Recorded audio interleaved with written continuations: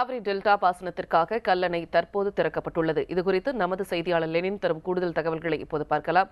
இப்ப கல்லணையில இருந்து எத்தனை மணிக்கு தண்ணீர் திறக்கப்பட்டது, எவ்வளவு நீர் திறந்துவிடப்பட்டிருக்கு லெனின்?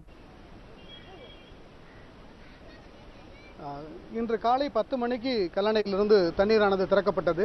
அமைச்சர்கள், மாவட்ட ஆட்சித்தலைவர்கள் எல்லாம் மலர் தூவி, பொதுமக்களும் விவசாயிகளும் ரொம்ப ஆர்வமோடு இந்த கல்லணையில் தண்ணீர் திறக்கக்கூடிய நிகழ்ச்சியில் பங்கெடுத்துக்கிட்டாங்க. கல்லணையில் காவேரி ஆற்றிலிருந்தும் வெண்ணாற்றிலிருந்தும் கல்லணை கால்வாயிலிருந்தும் இன்று தண்ணீரானது திறக்கப்பட்டது. காவேரியிலிருந்து திறக்கப்பட்ட தண்ணீரானது தஞ்சை, கும்பகோணம், திருவாரூர், நாகை மாவட்டம் வழியாக இந்த பகுதி மக்கள் பாசன வசதி பெறுகின்றனர். அதேபோல வெண்ணாற்றிலிருந்து திறக்கப்பட்ட நீரானது வெண்ணமங்கலம், தஞ்சாவூர், நாகத்தி வழியாக அந்த தஞ்சையினுடைய உட்பகுதிக்குள் சென்று மீண்டும் வெண்ணாறானது காவேரியில் கலக்கிறது. அதேபோல கல்லணை கால்வாயிலிருந்து திறக்கப்பட்ட தண்ணீரானது தஞ்சை மாவட்டம் ஒரத்தநாடு, அதன் வழியாக அண்டை மாவட்டமான புதுக்கோட்டை வழியாக அந்த பகுதி மக்களுக்கு பாசன வசதி கொடுப்பதற்காக இன்று திறந்துவிடப்பட்டுச்சு. இன்னும் இந்த தண்ணீருடைய முழு கொள்ளளவு கல்லணைக்கு சேரலை. குறிப்பாக இப்போ மேட்டூர் அணையில் திறக்கப்பட்ட நீரானது இடையில் எங்கேயுமே நீர்பிடிப்பு பகுதிகள் என்பது கிடையாது.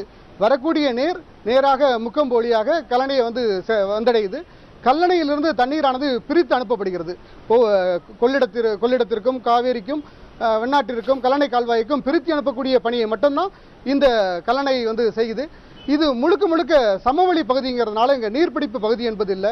குறிப்பாக காவேரியில் ஒரு 15,000 கனஅடி தண்ணீரை திறந்து விடலாம். அந்த அளவிற்கு காவேரியினுடைய கொள்ளளவு இருக்கிறது.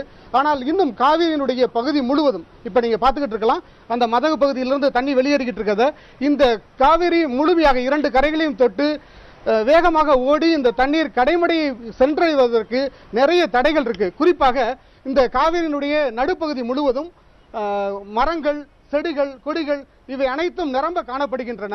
இந்த பகுதியை தூர்வாரப்படாததால் இந்த தண்ணீரை இவைகள் அனைத்தும் தடுக்கும்.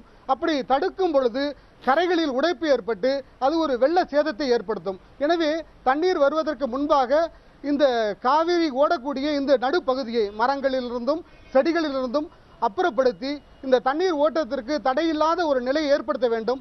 அந்த நிலையை பொதுப்பணித்துறை அதிகாரிகள் செய்ய தவறி இருக்கிறார்கள் என்று விவசாயிகள் கவலையோடு பார்க்கிறார்கள். தற்போது திறந்துவிடப்பட்டிருக்கக்கூடிய தண்ணீரானது சம்பா சாகுபடிக்கு, குறுவை சாகுபடி என்பது நடைபெறாமல் போய்விட்டது. கடந்த ஆண்டு குறுவை சம்பா சாகுபடி நடைபெறவில்லை. இந்த ஆண்டு வரக்கூடிய சம்பா சாகுபடிக்கு இந்த தண்ணீரானது எந்த அளவுக்கு பயனுள்ளதாக இருக்க போகிறது என்பதை விவசாய சங்கத்தினுடைய தலைவர்கள் அருகில் இருக்காங்க, அவங்கள்ட்ட கேட்கலாம். இப்ப திறந்து விடப்பட்டிருக்கக்கூடிய தண்ணீர் சம்பா சாகுபடிக்கு எந்த அளவுக்கு பயனுள்ளதாக இருக்க போகுது? தொடர்ந்து 4 போகம் விளையாம இருந்த சூழ்நிலையில இப்ப தண்ணி வருதுங்கிறது எங்களுக்கு, ஏன்னா அந்த ஜூன் 12 எப்பவுமே தண்ணி திறக்கிற தேதி.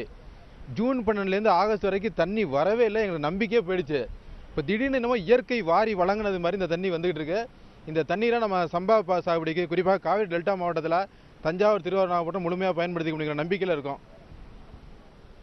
ஒரு கடந்த ஆண்டினுடைய சோகத்திலிருந்து இந்த ஆண்டு விவசாயிகள் மீண்டு வர முடியும் என்கின்ற நம்பிக்கையோடு காத்திருக்கிறார்கள். பூர்ணிமா, கல்லணையிலிருந்து தண்ணீர் திறக்கப்பட்டுள்ளது குறித்த உங்களுடைய விரிவான தகவல்களுக்கு நன்றி லெனின்.